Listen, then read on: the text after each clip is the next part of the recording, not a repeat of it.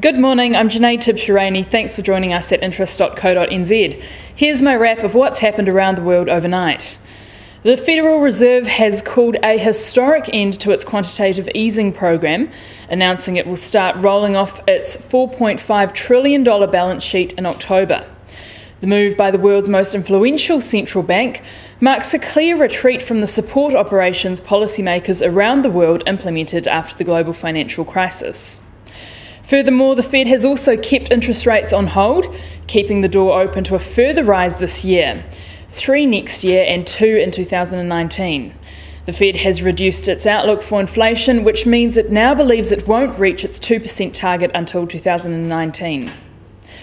Both Hurricane Harvey and a supply shortage have seen US home resales in August fall to a one-year low. The third monthly decline in sales also follows data showing a drop in home building activity, suggesting housing will weigh on the economy in the third quarter. An economist has told Reuters he believes housing is one of the areas the economy hasn't fully recovered from since the recession.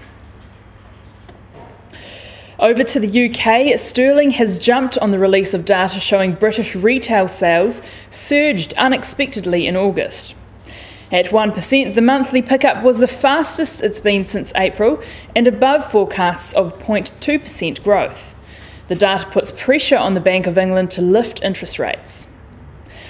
The Reserve Bank of Australia has come out saying opaque home loan pricing is an impediment to competition.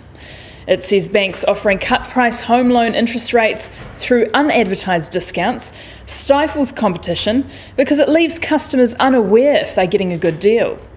The RBA also backs the view of smaller banks that their higher funding costs have constrained the intensity of competition since the GFC.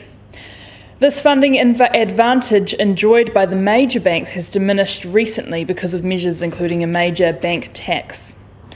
In New York, the US Treasury 10-year yield is stable at 2.24%. The price of crude oil has risen to just over $50 a barrel, while the Brent benchmark is just over $56. The price of gold has slipped again to $1,301 an ounce. The New Zealand dollar has made some solid gains overnight to 73.3 US cents, 91.7 Australian cents and 61.8 euro cents. The TWI index has risen to 75.6.